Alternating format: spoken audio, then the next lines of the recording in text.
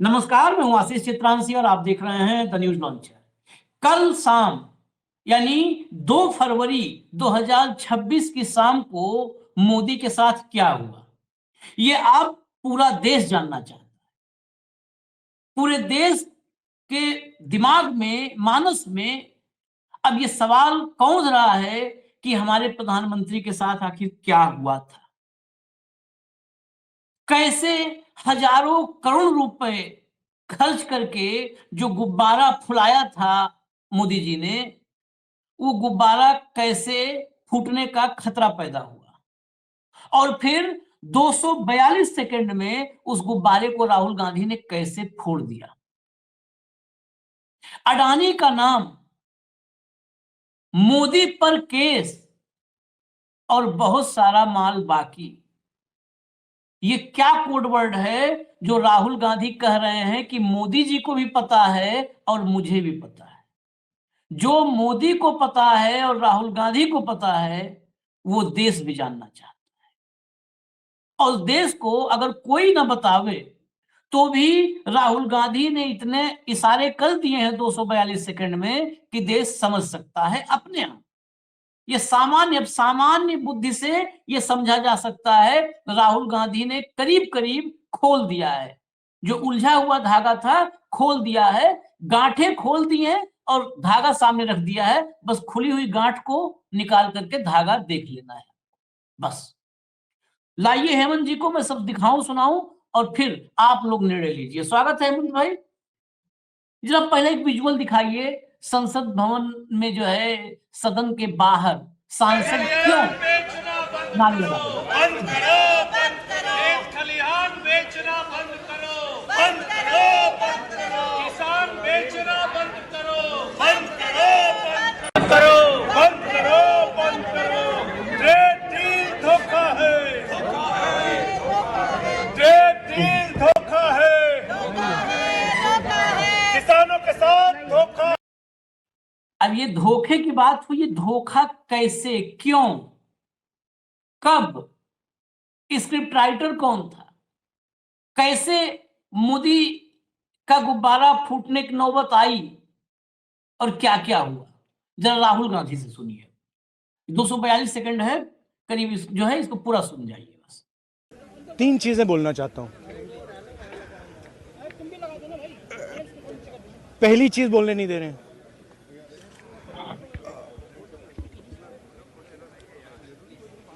मोदी जी घबराए हुए हैं। आपने देखा जो ट्रेड डील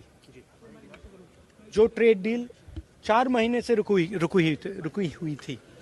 4 महीने से कुछ बदला नहीं। किसी ना किसी कारण, जो मैं जानता हूं नरेंद्र मोदी जानते हैं। नरेंद्र मोदी जी ने कल शाम उस डील को साइन कर दिया। नरेंद्र मोदी जी पर प्रेशर है, भयंकर प्रेशर है। और नरेंद्र मोदी जी का जो इमेज का गुब्बारा है, जो हजारों करोड़ रुपए लेकर बनाया गया था,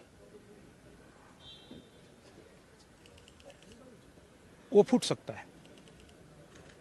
इशू ये नारावाने की स्टेटमेंट नहीं है, ये साइड शो है। और वो भी जानते हैं, मैं भी जानता हूं।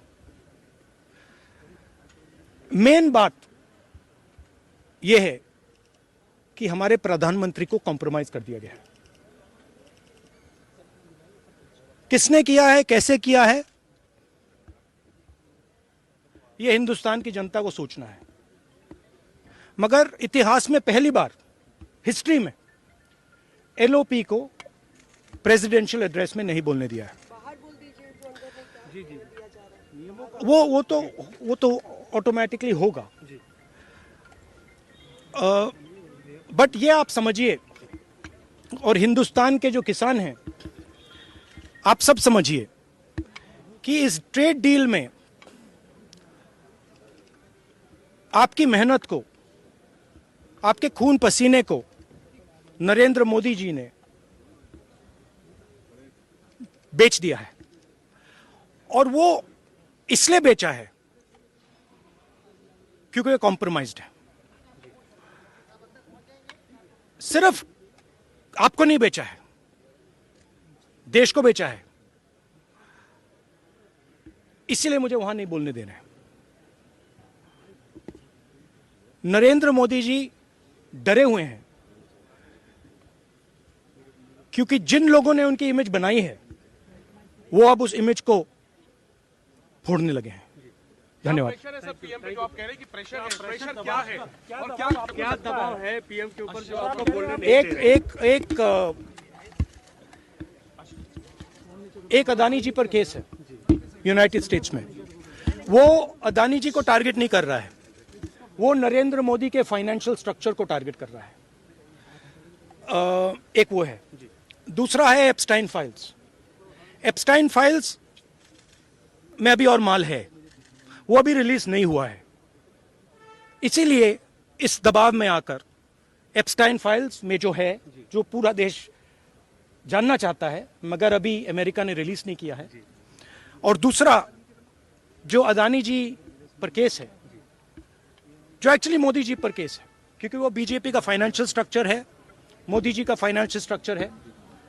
तो ये दो प्रेशर पॉइंट्स हैं। और आप ये बात समझ लो, देश ये समझ ले कि प्रधानमंत्री कॉम्प्रोमाइज्ड है। पहले इसी पर, उसके बाद चलेंगे अभी आगे। संजय सिंह हैं, संजय राउत हैं। अभी दो संजय से निपटना है, जो महाभारत का आंखों देखा हाल सुनाएंगे। दोनों संजय हैं। लेकिन पहले राहुल गांधी पर, ये अभी बहुत सारा माल बचा है। कल शाम क्या हुआ ऐसा, मैं आपसे समझना चाहता हूं। ये इशारा जो खेल रहे थे राहुल गांधी, इसको डिकोड करना जरूरी है। क्या क्या ऐसे हालात एक साथ पैदा हुए कि बिल्कुल ब्लास्ट बूम होने जो है लक्षण नजर आए, और तत्काल लेट करके दस्तखत। कई बार बैठ के, खड़े होकर लोग करते हैं, लेट के दस्तखत। आशीष भाई नमस्कार, आपको, सारे दर्शक साथियों को भी। आपने कहा दस्तक, राहुल गांधी ने भी कहा दस्तक। कहाँ है दस्तक? कोई दस्तक नहीं है। भाई ने घोषणा कर दी, बस खत्म, आप मौज कीजिए जाइए।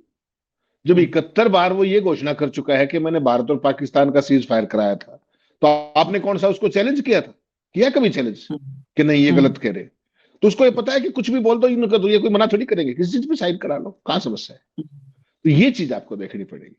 आशीष भाई, हकीकत क्या है, जो आज राहुल गांधी ने असली जो इनकी दुखती रग है ना, उसको एक्सपोज कर दिया है बहुत बुरे तरीके से।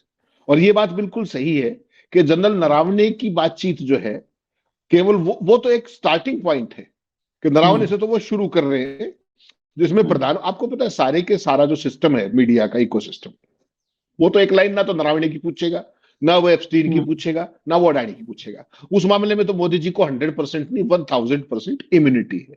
इम्यूनिटी शब्द प्रयोग कर रहा हूं मैं।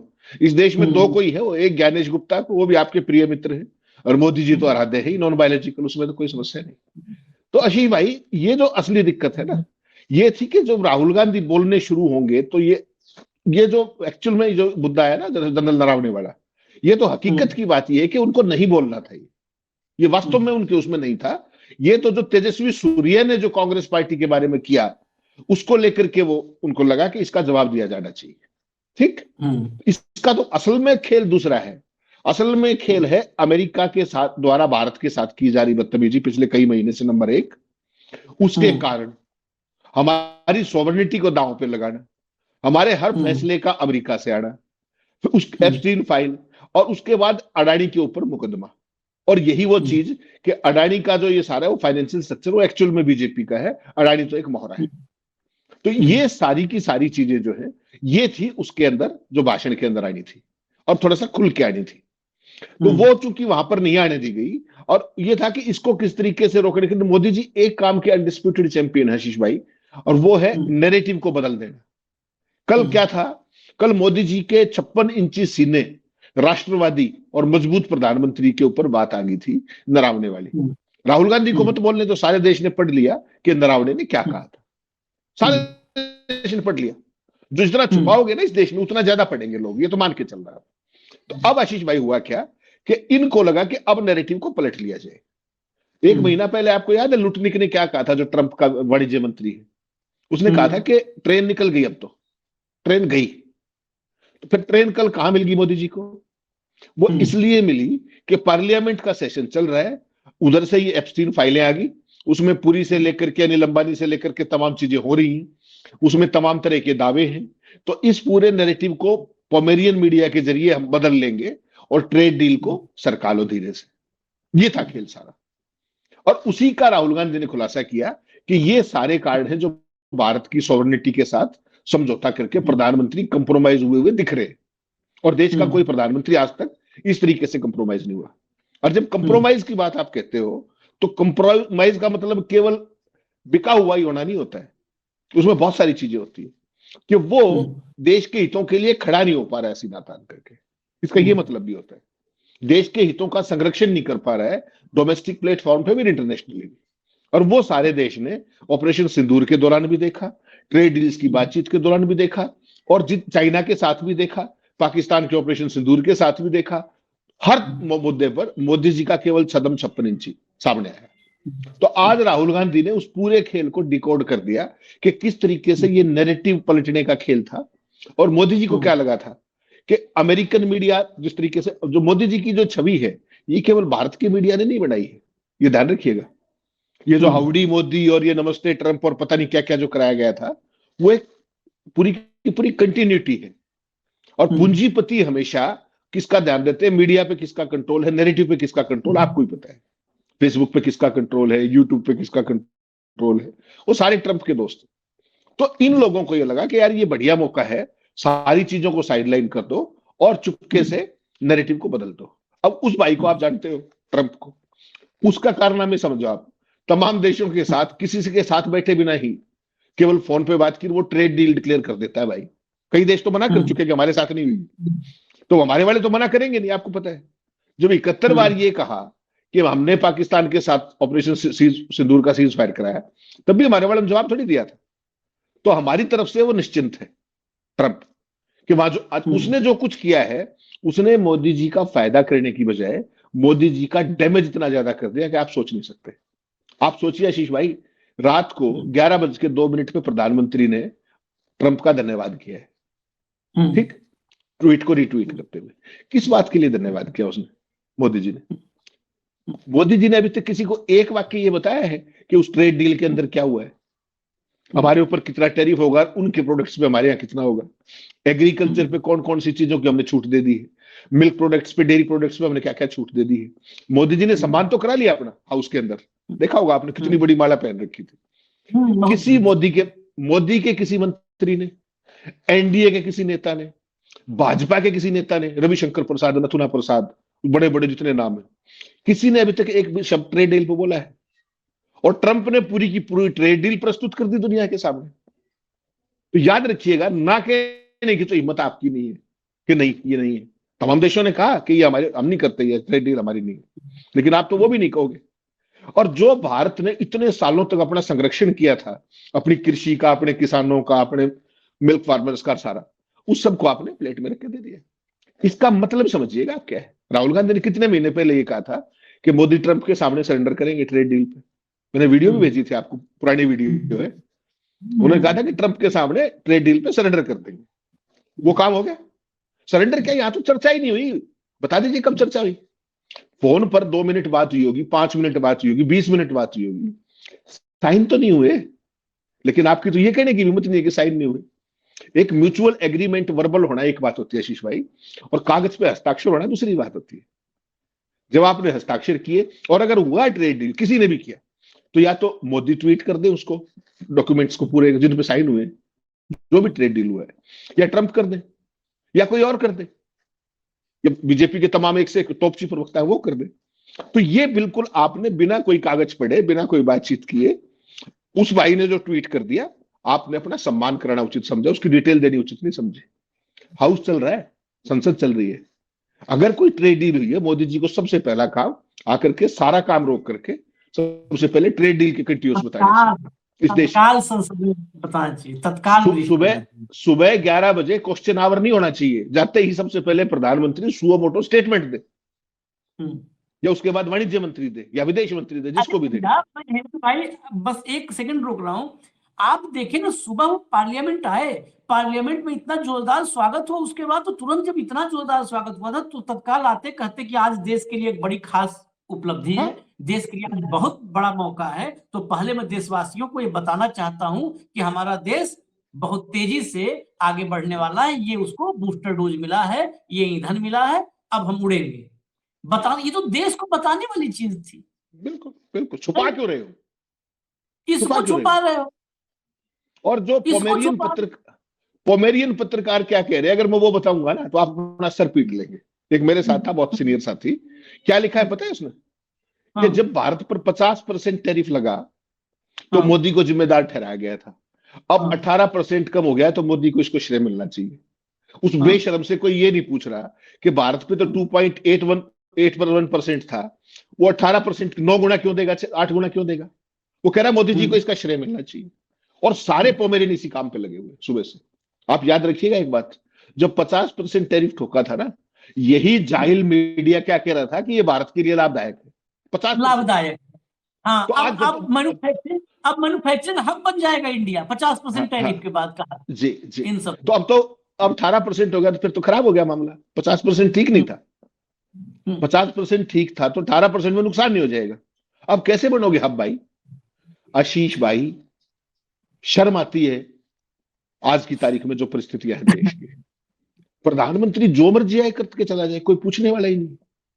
आप बताइए, 2.8% टैरिफ देने वाला देश 50% लग जाए वो लाभदायक, उसका श्रेय दो उसको, फिर 18% हो जाए उसका श्रेय दो। वो जो आप बात कहते हो 6 गुना तो ही गया ना, अब घूमते रहो। और एग्रीकल्चर की सोचिए, जो काले कानूनों से नहीं हो सकता था ना आशीष भाई, अगर ये ट्रंप ने जो दावा किया है कि 0% tariff on American agriculture products, milk products, तो भारत का एक भी किसान नहीं बचेगा ना। चंद सालों के अंदर सारी जमीनें बिकेंगी। जमीन सारी की सारी किसके पास जाएगी? A1 और A2 के पास, ठीक। और किसान भीख मांगेगा, उसको नौकरी नहीं मिलेगी। You mark my words today. अगर जो ट्रंप ने कहा है वो बात अगर सच है तो सोच करके देखिए।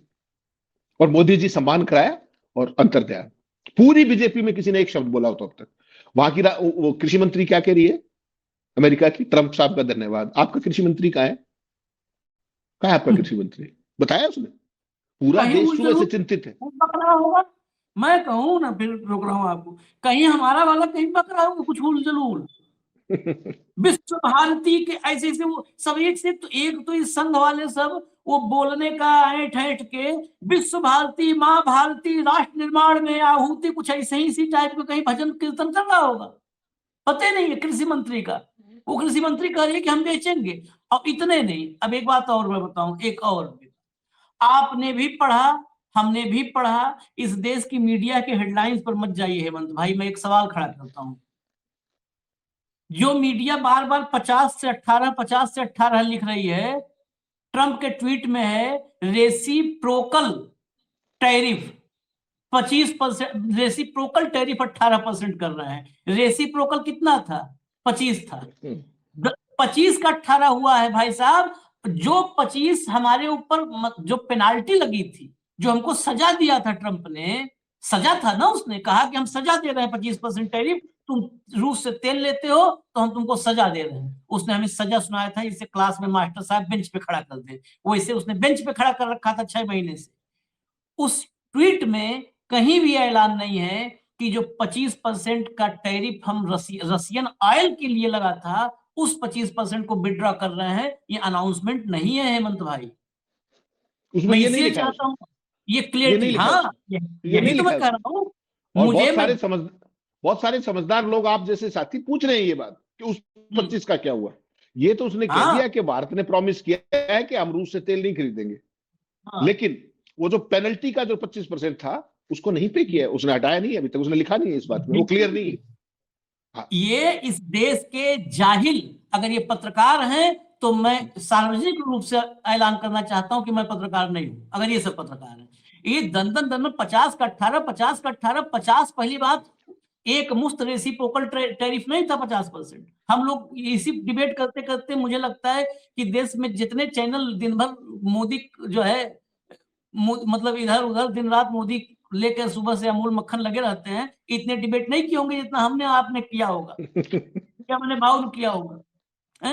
25% टैरिफ रेसिप्रोकल था और 25% हम पर पेनाल्टी, हमको पिनल सजा था, दिया। पिनल था वो, पिनल था। सजा।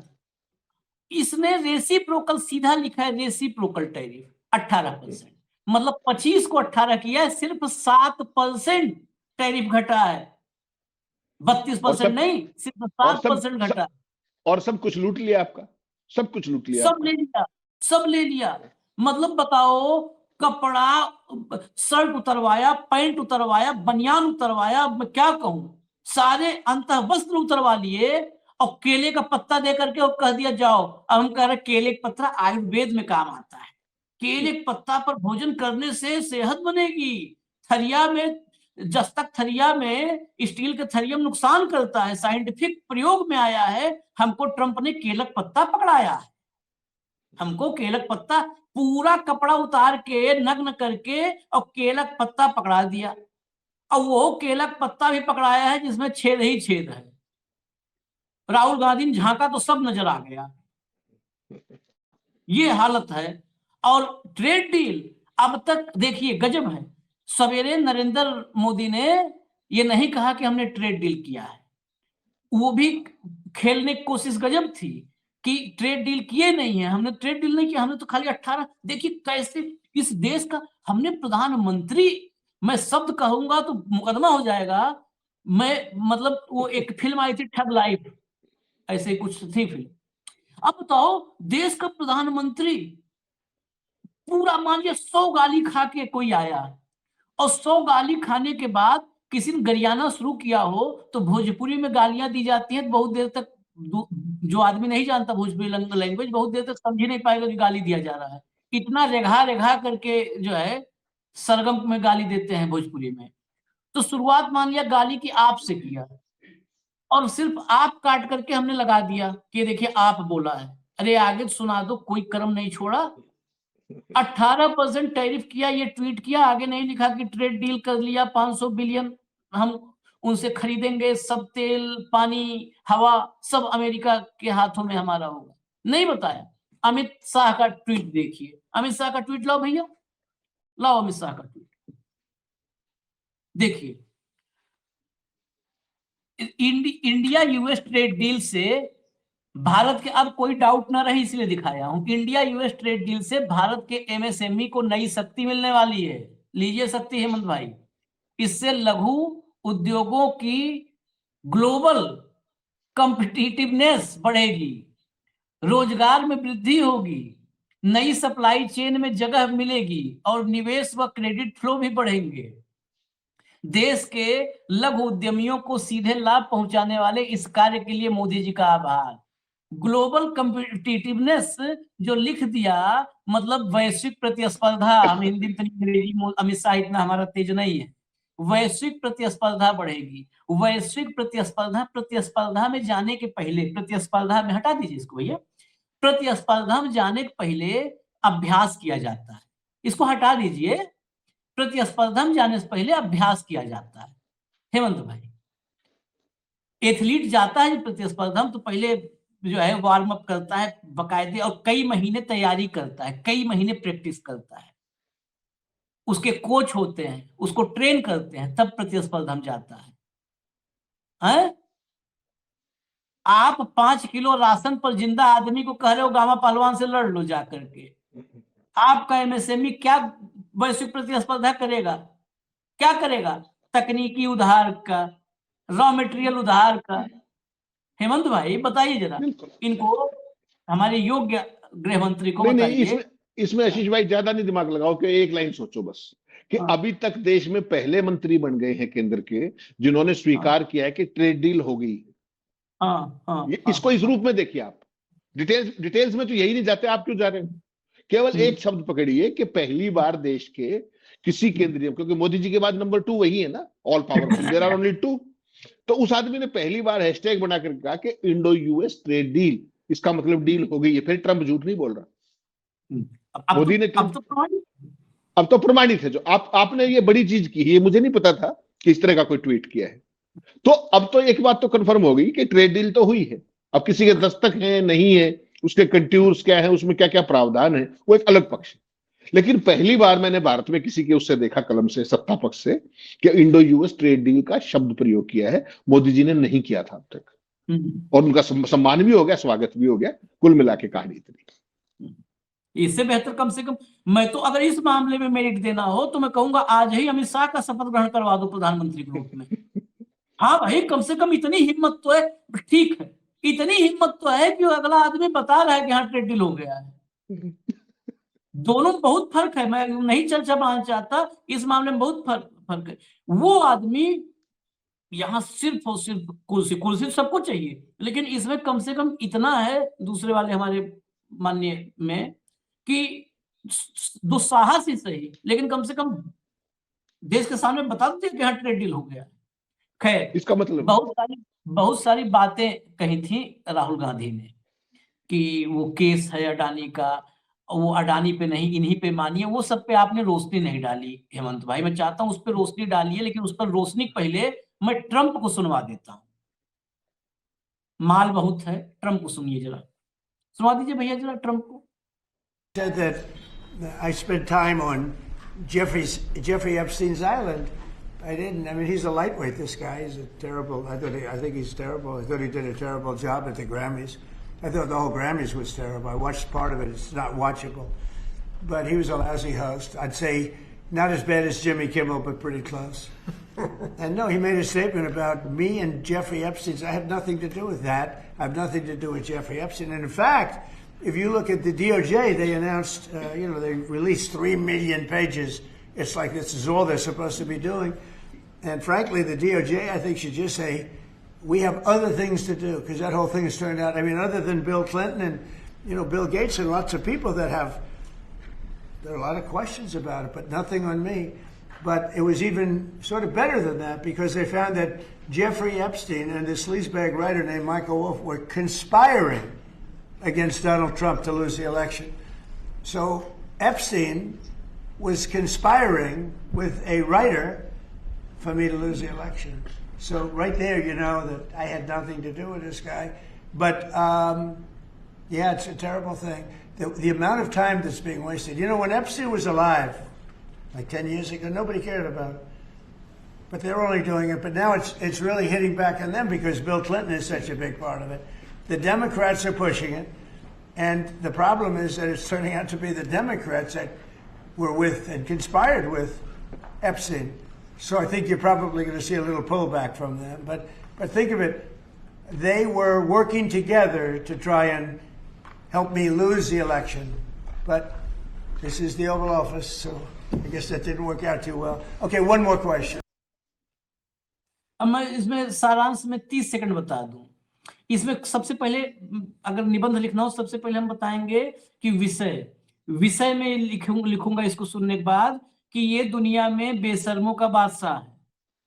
ये कह रहा है कि जेफरी एप्स्टीन से मेरा कोई लेना देना नहीं, what to do with Epstein, मेरा कोई लेना देना नहीं। वो तो मुझे हराने के लिए, वो चुनाव हरवाने के लिए मुझे ये सब कर रहा था। अच्छा आप बताइए, जो है वो चुनाव हरवाने के लिए सब कर रहा था और चुनाव से पहले उसने अपनी जान दे दी।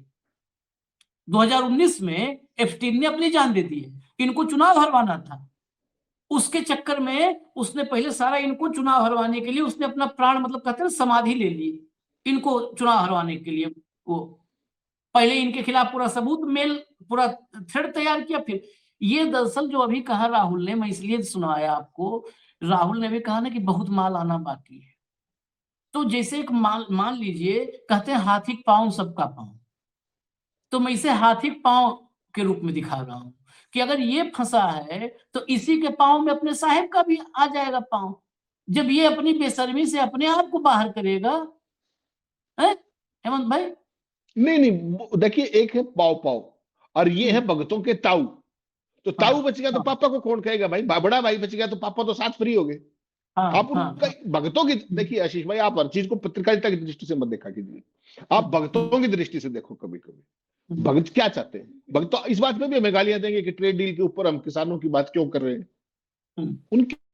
उनकी बुद्धि पे सदके जावा, हमारी जावा, वो कोई अलग बात है। केवल ये देखिए कि जो इतना बड़ा शर्मनिरपेक्ष आदमी धरती की सबसे ताकतवर कुर्सी पे बैठा हुआ है, तो जो लाइन वो लेगा, अच्छा उससे तो चलो आप एक बात तो यकीन कीजिए ना भाई, कि ओवल ऑफिस में बैठ के उससे कोई सवाल तो पूछ रहा है, आप वाले से आप सवाल पूछवा के दिखा दो जाओ। पूरे ब्रह्मांड में कोई आदमी है जो सवाल पूछा है उनसे जाकर के? तो वो तो इसलिए मैंने उनको कहा कि उनको इम्यूनिटी हासिल है, उनसे तो कोई सवाल ही नहीं पूछेगा और कोई खबर चलाएगा नहीं, सवाल पूछेगा नहीं। आपने 2 दिन पहले ऑब्जर्व किया, जब पहली बार एप्स्टीन फाइल्स आई आशीष भाई, किसी प्रचार पत्र के अंदर एक लाइन की खबर छपी हो तो जो विदेश मंत्रालय का खंडन था, केवल विदेश मंत्रालय का खंडन 11वें और 9वें पेज पे छपा हुआ था। तो भाई साहब जब खबर ही नहीं है तो खंडन भी क्यों छाप रहे हो? खंडन भी छोड़ दो भाई, खबर ही नहीं छापी तो खंडन का क्या करोगे छाप के? किस चीज का खंडन है? लेकिन खंडन छापा सबने रिलीजियसली, और सबका सेम साइज था, सिंगल कॉलम, और वही 300 सवा 300 शब्द जो उसने विदेश मंत्रालय के प्रवक्ता ने कहा था। तो आप इस चीज को भक्तों की दृष्टि से देखिए कि जो आपके डंकापति है वो हर तरह के सवालों से, हर तरह की जिम्मेदारी से, हर तरह की जवाबदेही से पूर्णतः इम्यून है, उनको इम्यूनिटी हासिल है।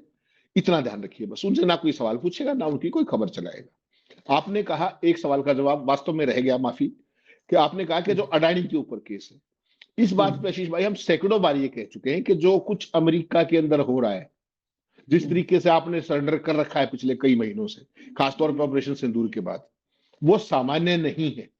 और हमने सैकड़ों बार ये कहा है कि अडानी का केस उसमें एक पार्ट है, और वो दूसरा पार्ट क्या था वो देश ने पिछले 48 घंटों में देख लिया है एप्स्टीन फाइल के तौर पर। केवल इतनी सी बात है, कोई भी चीज आइसोलेशन में मत देखिए। आज आपने एक महुआ मोइत्रा का ट्वीट मिस कर गया मेरे ख्याल में आप, जहां महुआ मोइत्रा कह रही है कि जो एप्स्टीन फाइल को लेकर के उनका ट्वीट था उसको उनको नहीं करना चाहिए था, वरना लोग उनका घेराव करेंगे, मुझसे उम्मीद मत करना। महुआ मोइत्रा ने ट्वीट किया है। तो यहाँ ऐसे ऐसे लोग हैं, तो जब उन्हीं का कुछ नहीं बिगड़ रहा मंत्रियों का, तो इतने बड़े आदमी का कौन बिगाड़ेगा भाई? कौन उससे सवाल पूछेगा? केवल इस बात का ध्यान रखिएगा जी। चलिए इजाजत दीजिए, अब ये एप्स्टीन और नरवणे साहब की किताब और देश का व्यापार, मतलब देश का सौदा, ये मामले अभी रुकने वाले हैं। और अगर इसको रोकने की कोशिश सत्ताधारी दल के लोग करेंगे कि इस खबर को अपनी मौत मर जाए तो हम ऑक्सीजन और पानी दोनों लेके बैठे हैं। हम छींटा मार मार के उठाएंगे और ऑक्सीजन दे दे करके हम सीपीआर देंगे, हम छाती पंप करके जिंदा करेंगे। क्योंकि ये अगर ये खबरें अपनी मौत मर गई तो इस देश का लोकतंत्र और इस देश का भविष्य दोनों मर गया, समझ लीजिए, मर गया दोनों। तो नहीं मरने देना है, जिंदा रखना है। इजाजत दीजिए हमें। धन्यवाद हेमंत भाई, बहुत बहुत धन्यवाद।